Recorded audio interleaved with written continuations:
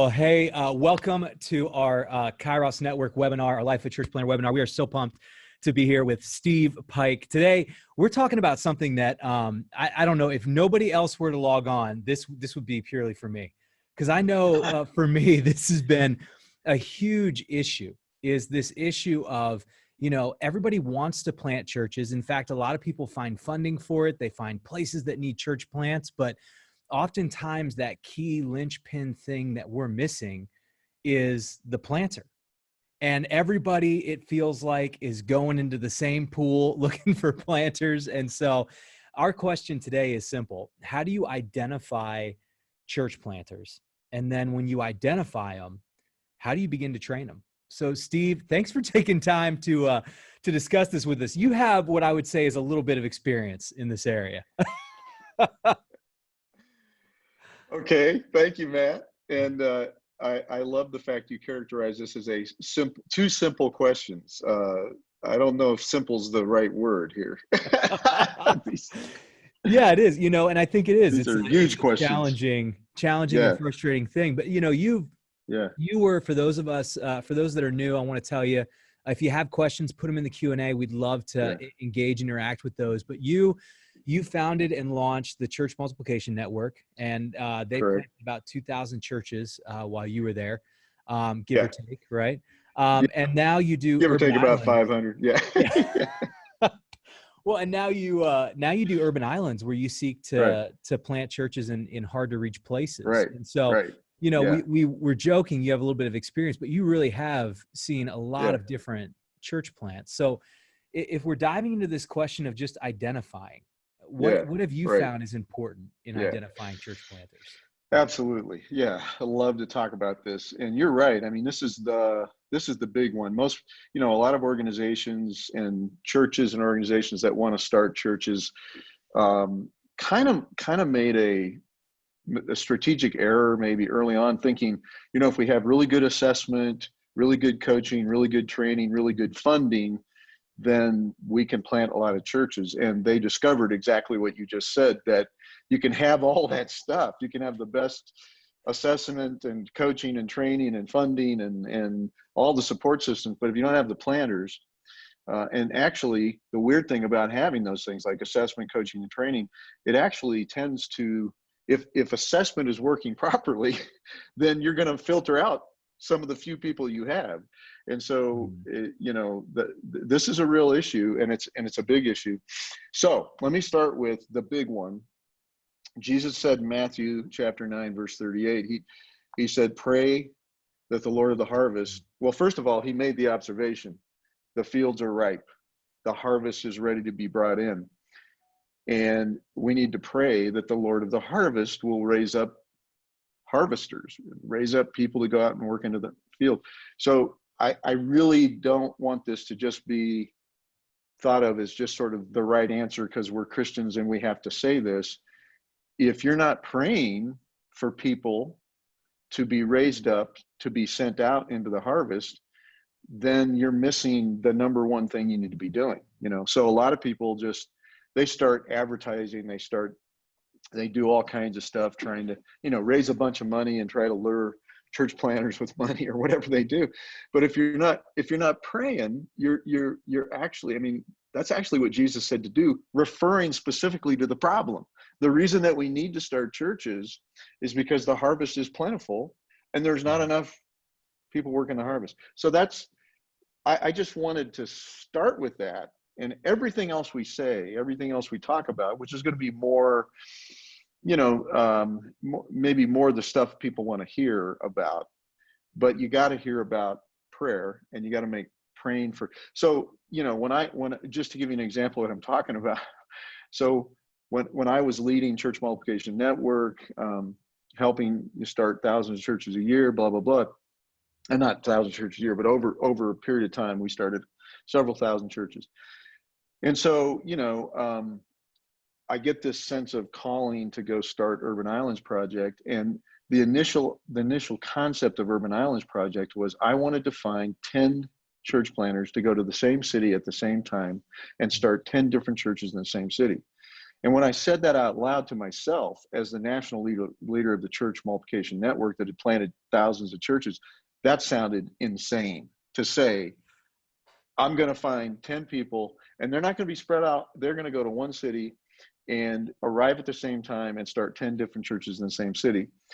And so I knew there's no way that's going to happen. I don't even with all the connections I have and all that kind of stuff, that's impossible. That's got to be a God thing. But I really felt like God put it on my heart to start with that. And so just to fast forward, a year later, I started, and so all I did was I just started praying. I didn't know what else to do. I mean, people knew I was leaving. They said, "Hey," but there were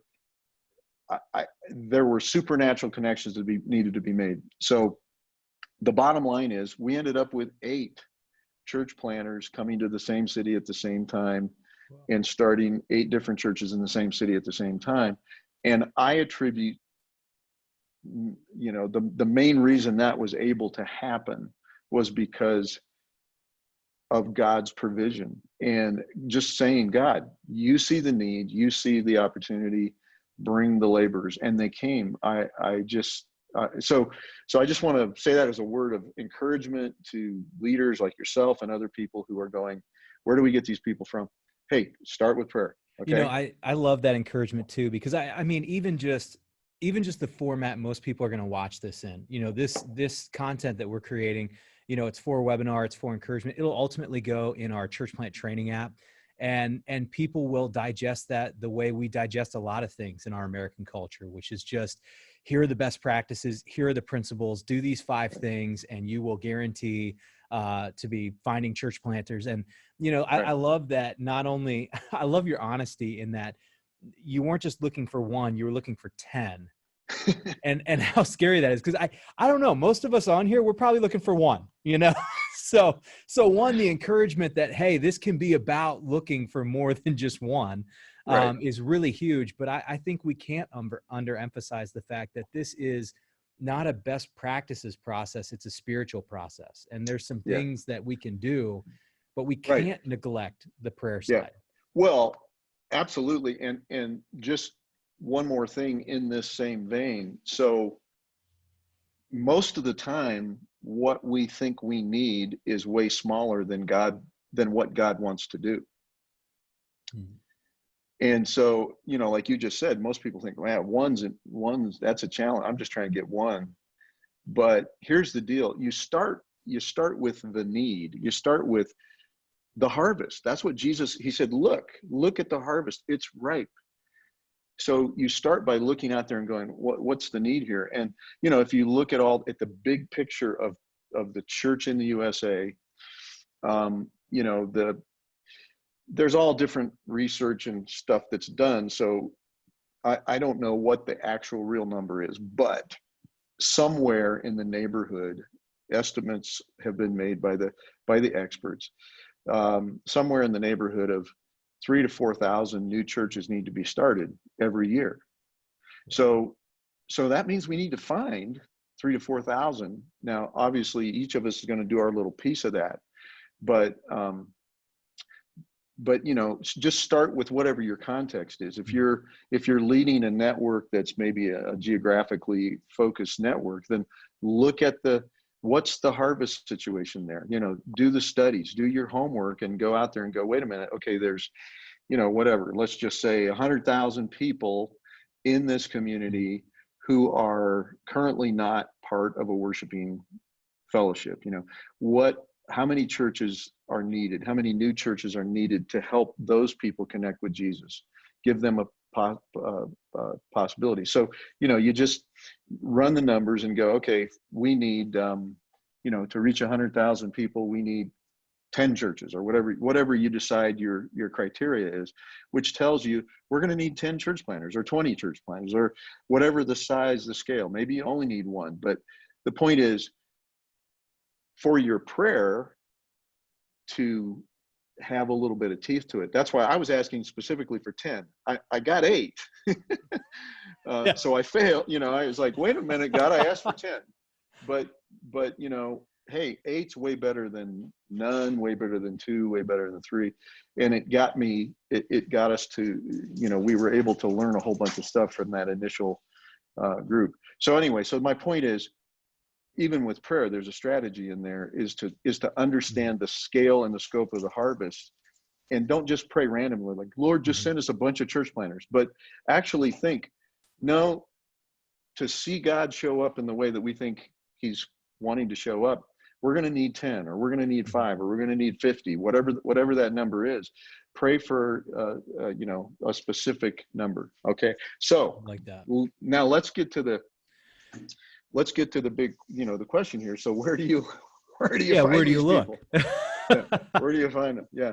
So I'm going to talk about 3 pools. I'm going to talk about the shallow pool, the deep pool, and the distant pool. Okay. So first of all, the shallow pool is where most people already know to look. That's, we immediately think of, where are we going to find church planters? Some of the common places to look are it's people who are already in ministry, who are serving on the staff of an established church, whether maybe they're a youth pastor or they're an associate pastor or whatever their title, whatever their role is. They're already engaged in ministry. They have some kind of ministry track record, et cetera, et cetera.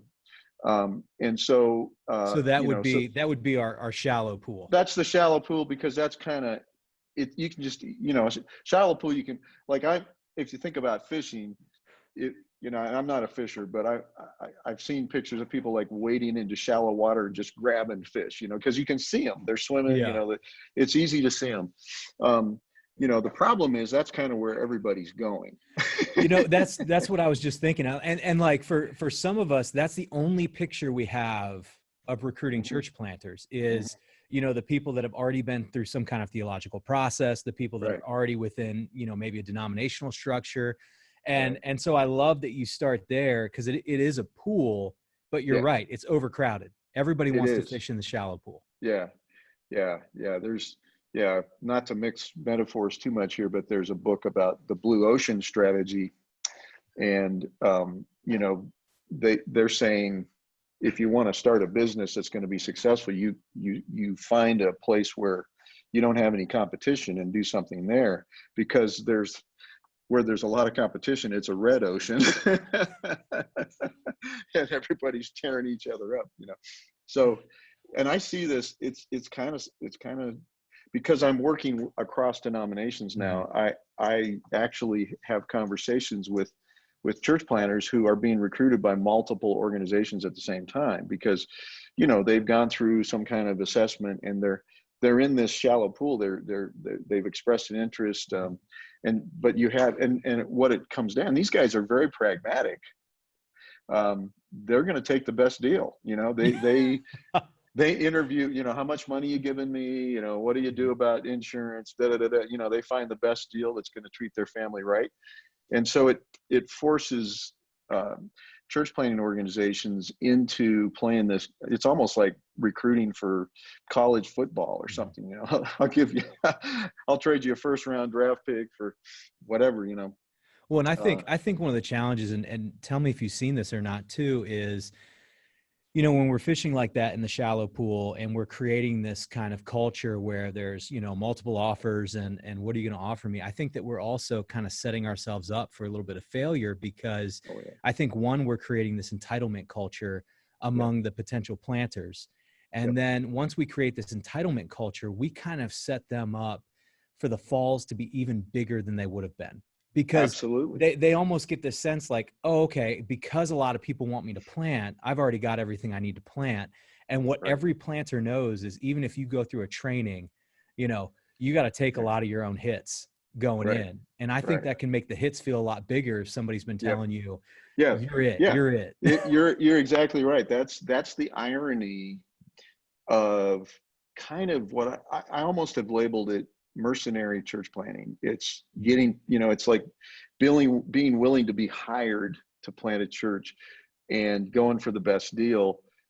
Exactly. It incentivizes you in a direction that is like, it sets you up, if you're not successful, you're going to fall a lot harder and a lot more painfully than, other possible things. So anyway, so I don't want to spend too much time on it, just to say, you know, there are, you just need to know, I mean, that's a pool. If you want to go fish there, you're going to probably find yourself in competition, and unless you're rolling in money and you have unlimited resources, other groups are probably going to beat you out for the, Cracker Jack candidates or whatever the thing may be.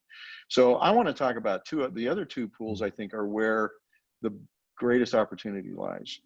And one of them, so let's talk about the deep pool first. So the deep pool is where you start going, okay, wait a minute.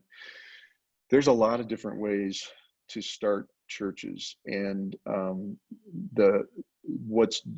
in fact, the book that I'm wrapping up writing right now and is going to be released in the fall, I think the title is going to be Discovering the 21st Century Church. And basically my theme in the book is there's the 20th century church planning model, and then there's the 21st century church planning universe. And in the 20th century model, it was pretty much big launch, big money, big investment. That's kind of how we did it. The 21st century is opening up all kinds of channels, especially COVID. COVID has forced, it's hit a major reset button. Everybody's having to hit a reset button right now. And certainly that reset button has to be hit for how we think about church planning. And the idea that it's a good idea to just raise a bunch of money to attract a bunch of people to one place at the same time you can't even legally do that right now in a lot of places, So true. So that methodology is just literally not possible right now. I mean, it will be again. So I don't think it's going away. I think it's going to continue to be. And that's where a lot of the people in the shallow pool are really going to be gifted at. But in the deep pool, we're talking about micro churches. We're talking about missional community expressions of the church. We're talking about house churches and coffee house churches and dance churches and all the, we're talking about all this. What's happening is, especially COVID has accelerated. This was already happening before COVID, but now that COVID kind of disrupted everything, people are way more open to these alternative, what I think have been called alternative. I think they're quickly becoming mainstream. And it's in this, so that changes the way you think, because in the deep pool, it opens up the idea of co-vocational leaders, people who have income that is coming from someplace else besides ministry, that they don't really need money to be able to provide spiritual leadership for a community of people. And that opens up all kinds of possibilities there. So the idea of the deep pool is, you're going to have to work a little harder to find the people, and you're going to have to work differently with those people. But this could be, so now if you go into the deep pool, you're thinking, well, there could be business people that might be people who could lead a new church community. There could be, we actually, I'm working with a group of students right now that just graduated from secular university. They are all professionals. They graduated with professional degrees. So they're teachers, doctors, lawyers, engineers, those kind of people. And they decided together, they're all people of faith. And they said, you know what, we've all got our careers, but we also want to serve Jesus in a worshiping community. What if we move into a community that is a underserved place, and we live there and we raise up a faith community for the good of that community? And guess what? None of them, they don't need it.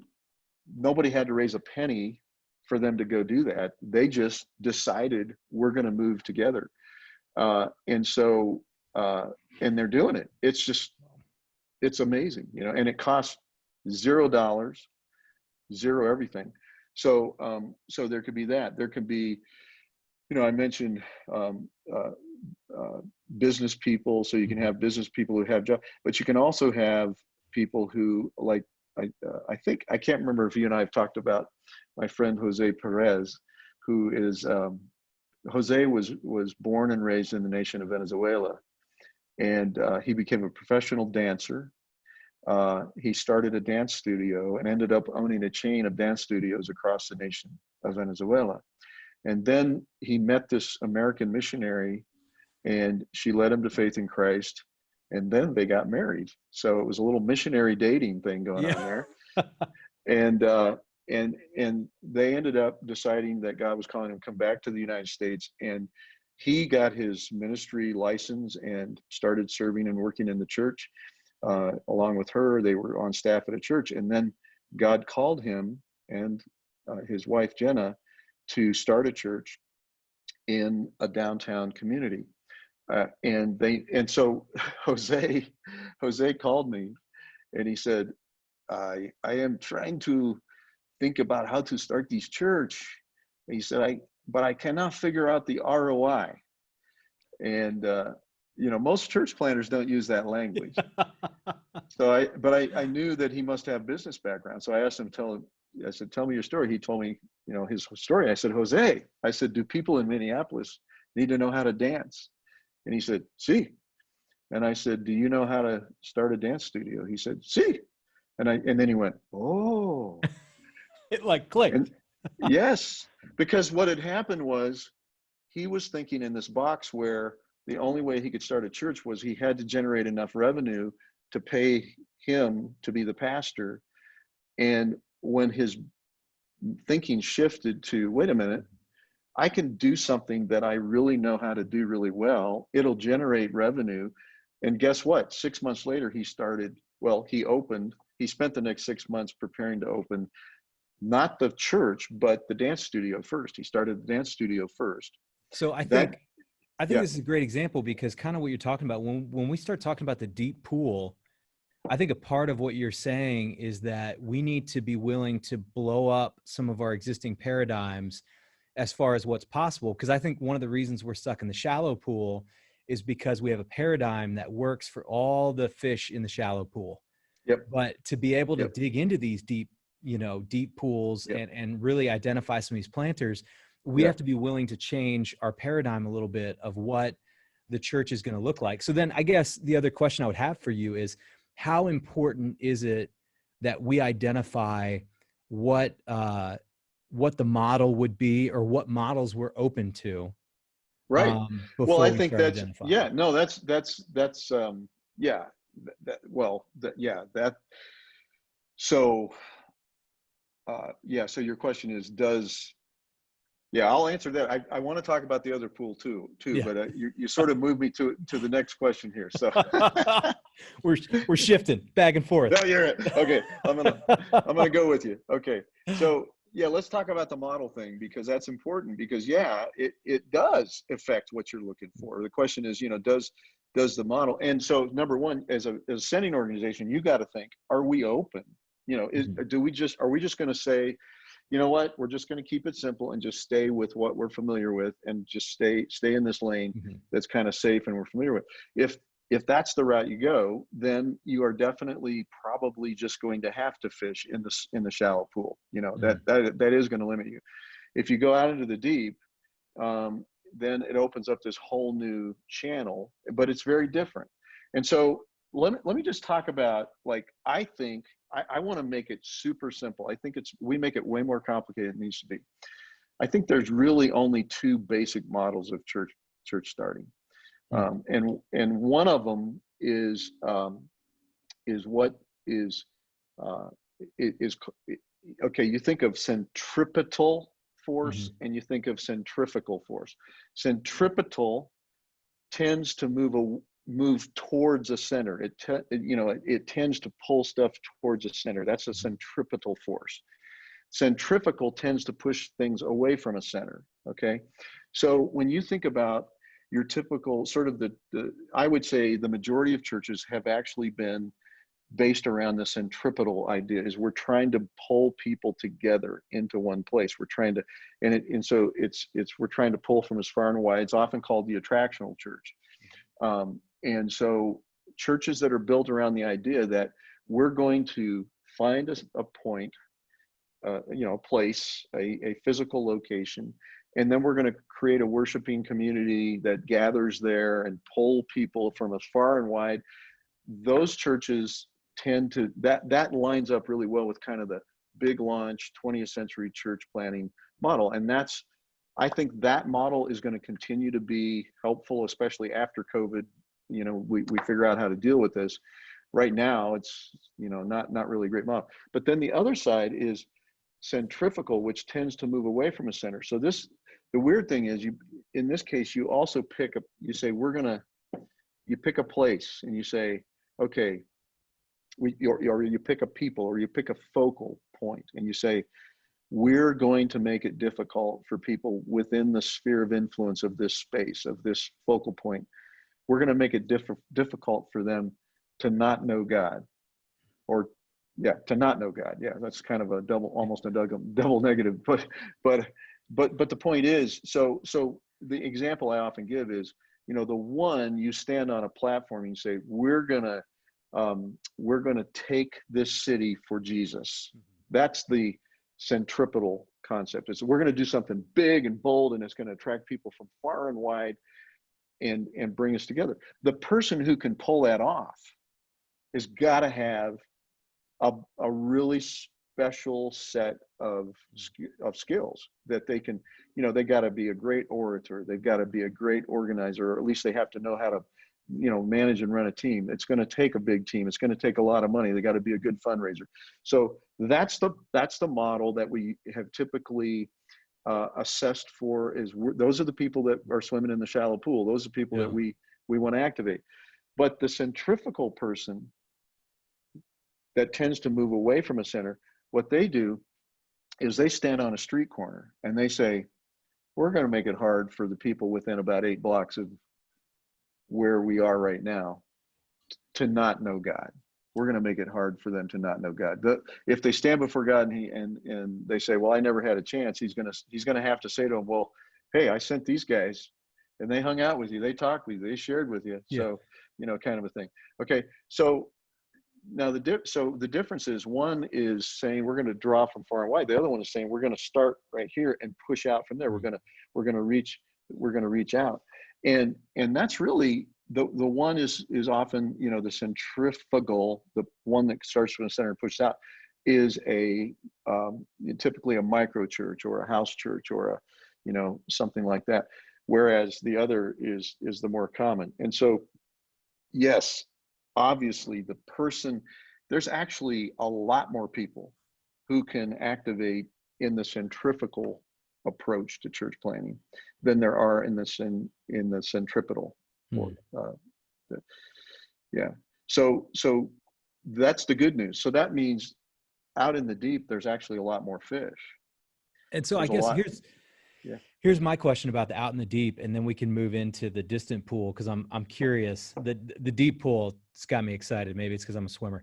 But I think on the deep pool end, if we're talking from a theological standpoint, like when you're fishing in the deep water, are you creating gateways for theological understanding, or are you going with an approach of, let's give you just enough to start and hopefully you'll continue to grow kind of as you move? So from a theological training standpoint. Right. No, that's a great question. And that has to be considered, by the organization. Every organization has different ways they think about theological preparation and education and all that kind of stuff. And so clearly, if your organization has sort of a high church approach, and you can't even be a pastor until you have the equivalent of a PhD, in terms of your educational learning and stuff like that, then clearly that's going to make it tough for people whose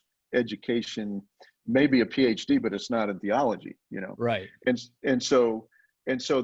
So for church organizations where theological education is a pre-qualifier, like deep, heavy duty theological education is a pre-qualifier, they're just going to have to figure it out as to how much latitude they're going to give, and where they're going to draw lines and stuff like that.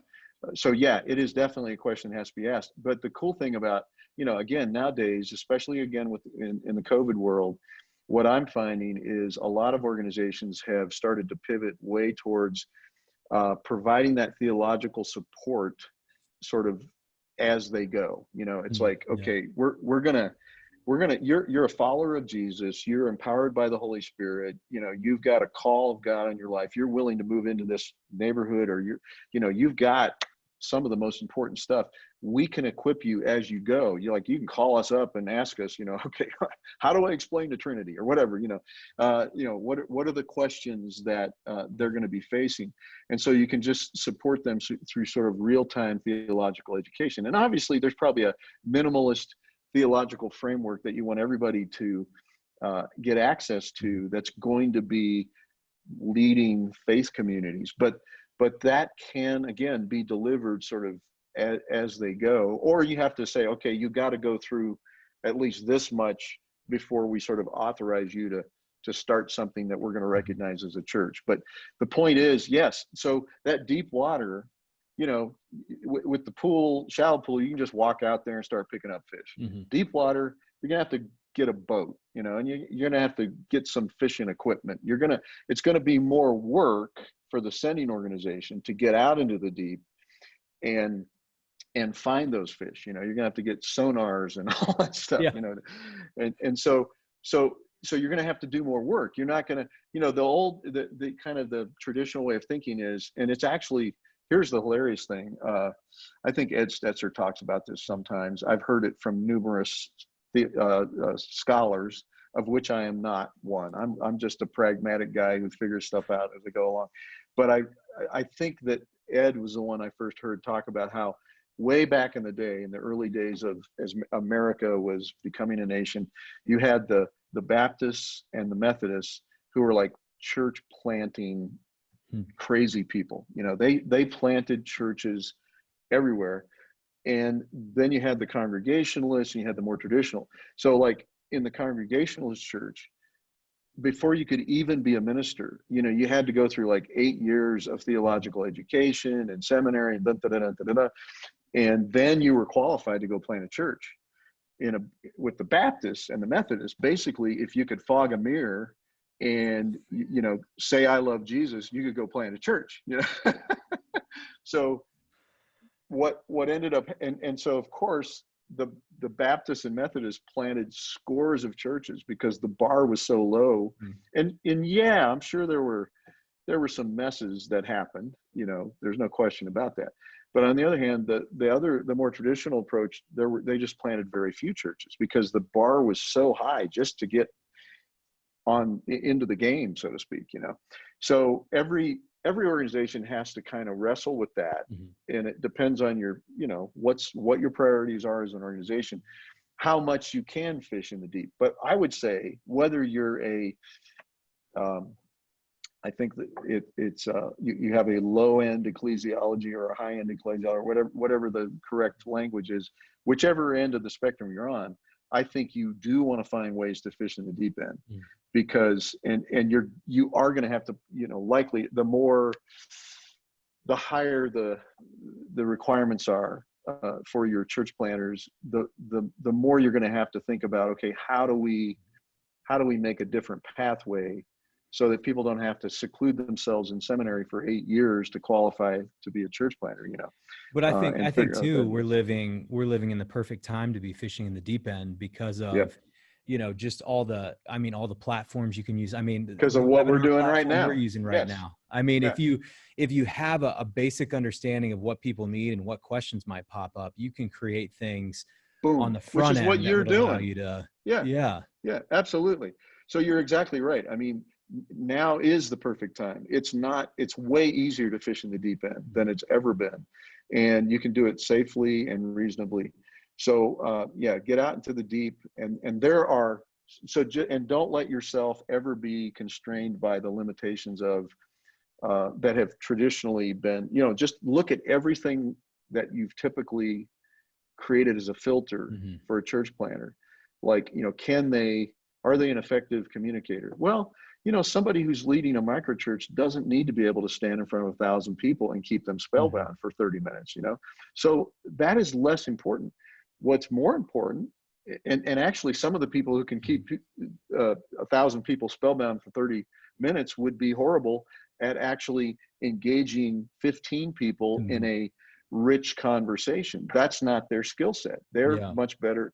And so you want to put the players in the right place. And I think I'm a big both and person. So I am not, I don't want to say that, the guy that the individuals that can keep 1,000 people spellbound, or there's something wrong with them. That's actually part of the beauty of the church, the diversity of the church. And Jesus is going to continue to use those gifted, anointed orators. And there's going to continue to be larger, more complex churches that do require a more complex startup strategy. But if you want to go back to the blue ocean strategy, the next wave of new churches is going to be way more populated with simple church expressions, micro church expressions, and that opens up the door for a lot more people to be activated.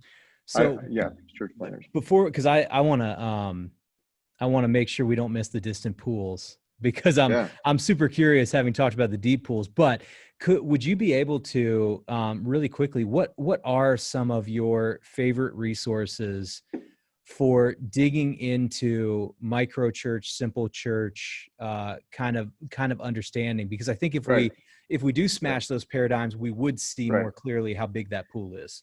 Yeah, sure. Yeah. So I think the best, the great and the challenging thing about this is sort of an emerging thing. So I'll just point you to several different places that you can sort of learn about it. Number one, or one of them, there's not really, this isn't ranked in order of how good they are.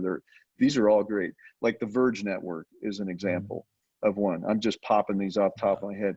Fresh Expressions is another group that, and I think Verge is kind of connected to them. These are all emerging organizations that are attempting to really answer they're more focused on answering the question of, what are the different forms of the church that can be validated.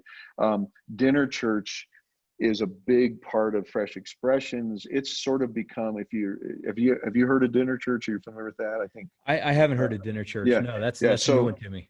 So Dinner Church was kind of pioneered by a guy named Dr. Verlin Fosner.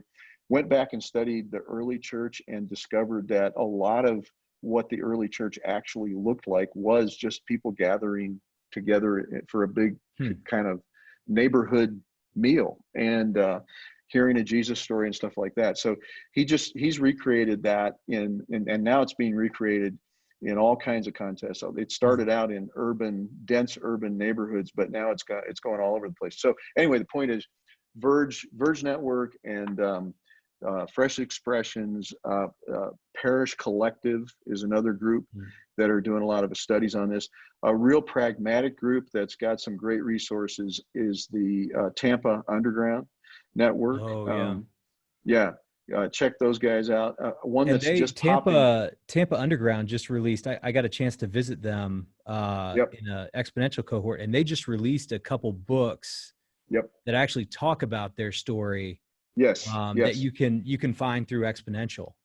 Yeah, absolutely. And actually, you're right. Exponential is sort of shifting. I think they've been, and many people have viewed them as sort of the premier presenter of the sort of the traditional church model. But if you've been paying attention to their message over the last 3 or 4 years, it's really been shifting over to all this other stuff. Ralph Moore is another guy that he's part of the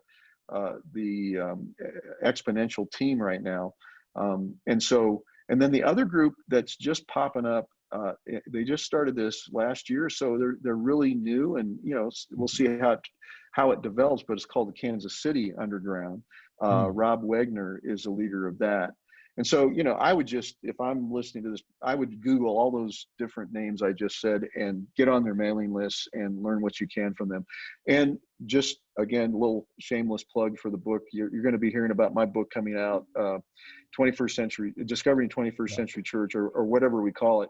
But in the book, I basically describe the shifts that people have to make in their thinking from being, most of us kind of grew up in sort of a 20th century church modality, and to really be able to do the 21st century thing, we're going to have some shifts in thinking, or we're going to end up sort of snapping back to the 20th century and being ineffective. But that's another And we'll whole definitely conversation. share that resource with you all. And then too, before we dive into distant pools, James Sharp just asked a really great question, and I think it will segue into what we're going to talk about.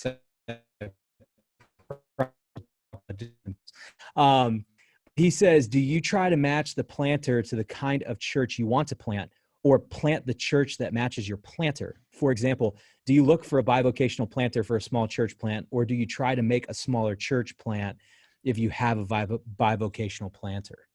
Yeah, that's a great question. And I think underneath that question is the reality that there does need to be a match between the way the person is wired and what they're going to do and the context that they're going to be doing it in. So I think the way that I recommend that you proceed with that, excuse me, is you find the people first. That's the hardest thing to get. Find the people, and then listen to what is God doing in their heart. What is God calling them toward? And I would say the mission is more important than the method, in terms of you start with the person, and then you ask them to describe to you, what is the mission that God's called you to. So, like, for instance, well, I'm trying to make this as clear as I can. So mission has to do with, like, I live in the neighborhood in Denver called Uptown. Mm-hmm. And I'm actually leading a micro church right now in Uptown. So I'm actually doing this. So Uptown's my focus. Like, this is where I'm at. And so my question is not, how do I start a big launch church in Uptown? Because actually, I don't even think you can do that here. There's not a place big enough. It's an urban neighborhood with high-rise apartments and stuff. That's outside my window right there. That's my neighborhood, Uptown. So anyway, so you start with the plant. You find the planter who's willing to go to the place, and then you say, okay, what does the church need to look like in this place? And is this person willing and able to do what that is? So if it needs a big launch, then we need a big launch person. And if that person isn't really wired well for the big launch, then we might say, you need to find a different place, because this, what needs to happen here. So it's way more of an art than a science. It sounds kind of like you're saying too. It's, it's not necessarily an either or, but kind of like a both and. So maybe somebody comes up to me and says, hey, I want to plant a church. You're able to sit down and say, well, let's figure out what kind of church that might be. Or, you've got an area that needs a plant. And so what kind of plant it might need to be. So you look for that kind of planter. Yeah, kind of. Here's the thing. The order that I talked about is really important. You start with the person, then you start with the focus or the place, then you figure out the model. That's the order it needs to go in. The mistake some people make is they get, like, they hang out with the Tampa Underground. They go, ooh, I want to do this, Yeah. And so they take that and they try to impose it wherever they're going. And so I don't want to hear about the model that they have in their heart first. Most people do have a model. I want to hear, okay, what's God breaking your heart about? Who's God breaking your heart about? And then we can see if the model that they've got in their heart is a good fit for that or not. Okay. Huge. So yeah, it's that's really, it's person first. So even this idea of, like, I hear people say all the time, well, we're going to target the 100 largest cities in the United States that have the least population. It's always this, it's like we're starting a business. That's not how God works. Yeah. Like, where is God calling you? Where is your heart breaking for? And so I'm not saying it's totally wrong. I think there's value in sort of saying, hey, we're going to take, I know one group said we're going to, plant in the 10 most unchurched cities in the United States. Well, that's a good thing. Okay. But what I want you to do is find people whose heart is breaking for one of those 10 places, and so, because that's what's going to keep you over the long haul. I mean, no matter what way you go, this is going to be hard. It's going to be tough. It's going to be difficult. And if you don't have the right combination of wiring, calling, and methodology, it's just going to be that much harder. Even with all those things right, it's still going to be hard. So wow, no, that's huge. I love that. Putting the it's huge. yeah, I'll tell you That is so cool. one thing So I'm working on right now is creating a model finder, a model discovery tool that somebody can go through and actually plug in, answer some questions, and it'll come back and say, this model, this or these models might be places where you can go to learn from to do what God's called you to do. So I'm working on that. It doesn't exist yet, but hopefully by the time the book comes out, that'll exist, and it'll be a place you can go online and just plug it in and say, okay, I'm called to this kind of a place, and this is what I have a heart for. But okay, well, here's 3 models that you can learn from that may help you, kind of thing. that's cool, man. I would be first in line to see that tool. That's incredible. So 1995. Go just ahead. the question everybody's asking right now: distant pools. Mm-hmm. What's a distant pool when we're looking at planters? Yeah. So people that are leading church planting organizations need to keep in mind that this is a marathon, not a sprint. And so what we tend to do is we tend to get all alarmist about, oh my goodness, we need church planters, and we just run out and try to find as many as we can, and that usually takes us to the shallow pool. Mm-hmm. And then we get really desperate. We get in a boat and go out to the deep pool. But here's the thing: if you want to fix the future, the distant pool is, how do you prepare your children and your teenagers to have a mindset that it's normal for people who are followers of Christ to be engaged in starting new faith communities. So the distant pool is the idea that you're going far out, you're thinking far out into the future. The pool is far away, and you're actually, it's the same idea of maybe stocking a lake with fish or something like, I don't know, raising fish that you're eventually going to put in a lake that you can, or whatever. I don't know, the metaphor doesn't follow that great, but here's the point. So let me give you an example. So I was part of the denomination that had, their big main thing was they just were really passionate about foreign missions, about sending people to other nations, and so that's a super high value for this particular organization. And so one of the things they did to help, they always needed missionaries to send, and they had enough forethought to realize, well, where are the future missionaries? Well, right now they're sitting in our Sunday school, first grade Sunday school class or whatever, So they came up with this character called Buddy Barrel. And Buddy Barrel was literally a guy, it was a person dressed up in a barrel costume, and they'd come walking in, hey kids, I'm Buddy Barrel, and we want you to support missions. And so they'd tell a missionary story.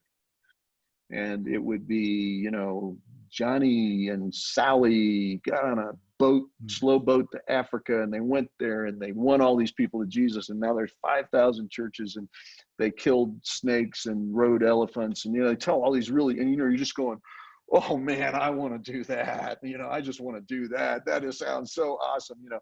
So you're hearing about it. And then they say, so kids, reach in your pockets and pull out your pennies and stick them. And actually they literally gave us these little Buddy barrels. They were little that's wooden with a slot. And they say, take this with you, and throughout the week, put your little spare change in there and bring it back. And next week we're gonna have a contest between the boys and the girls who brought the most money, or whatever. Okay. So I realized I was a kid growing up, and I realized that the idea of being a missionary and seeing it as something I should pray about and something I should be passionate about and care about a lot was birthed in me, was planted in me when I was in first grade, because I started hearing about Buddy Barrel and seeing all these cool missionary stories and wanting to go kill snakes and ride elephants and all that stuff,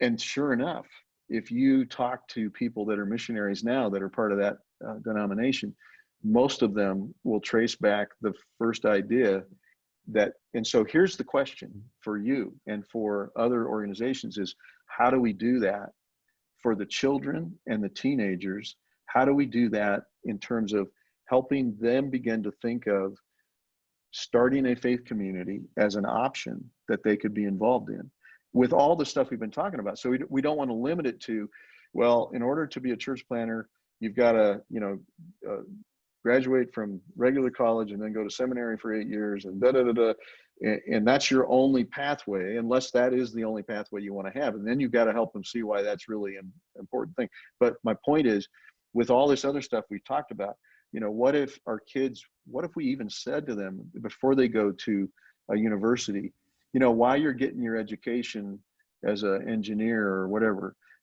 just keep it in the back of your mind that maybe you and some of your friends could move into an underserved community and raise up a faith community, be a catalyst for a faith community there. So we plant these ideas and we start it, how early? I mean, I don't think any time is too early. What if we read stories about church planners to babies in the nursery, just starting to, so that's the distant pool, is you do that well. And pretty soon your shallow pool is going to fill up with tons of fish, and the deep pool is going to be a lot closer because you've just got a lot more people that are open. That is brilliant. If I had guessed what those pools were, I never would have in 100 years pulled that out of the distant pool. I think but it makes so much sense, like really ingraining that value into those that we are raising up in the faith, so that, somebody doesn't just simply think, well, I go get a job and I make some money and I support a church. No, maybe you get a job and you start the church at the same time. Like that's huge. Right. Now, right. I love this. And here's my commitment to you all, because I think, one, this has been tremendously helpful when it comes to identifying planters. And I know once we have them identified, training is the next thing. But I also know we don't have enough time to really dig into that well. So here's what we'll do. We will do this. We will take an opportunity. We're going to set up a follow-up webinar for you guys where we can really dig into training planters, because knowing Steve, knowing his experience, I can tell you something. We are going to be able to dig into this really well. And this is a very important topic, especially if you want to see a lot of churches planted. And so we want to give it the time it deserves and really get an opportunity to dig into that well. So if you came on and you're like, man, I really wanted not just to figure out how to find planters, but to train them, don't worry. We're going to do a follow-up to be able to really dig into this well. Steve, I want to just take the opportunity to say thank you for helping us figure out how to identify planters. And this content is not only going to be available on demand if you want to share it out, but also a part of what we do at the Kairos Network is we actually have a training platform that we've developed in which you can actually sit down and use it to help train other church planters. I'm training about 4 guys right now utilizing the platform, and it's a tremendous help. It's a mobile app developed platform that you can use. You can use the standard app that we've put out, or you can even connect with us and we'll help you build your own pipeline within that to be able to train planters. So that's a great resource. And we also have coming up a pipeline collab. And this pipeline collab is an opportunity to sit down with Matt Lake. Matt Lake is a leadership pipeline expert, and that's, putting it mildly. You can actually take the opportunity to build out a pipeline that would help you in training people, because like Steve was talking about, if you're looking at the distant pool, the deep pool, the shallow pool, having a pipeline there to help train people is huge, so that you know where and how you want to move people forward. So I want to encourage you guys, check those out and be watching the emails that come out, because we'll let you know when that follow-up webinar is coming. But Steve, I want to thank you so much for sharing your time, your experience. And I'm looking forward to following up with you to be able to talk about how we can train church planters. I'm looking forward to that too, because you're right. That's a big one and we got to get it right. And we'll be digging deep. So everybody, thank you so much for taking the time. And we're looking forward to seeing you next time right here on our webinar.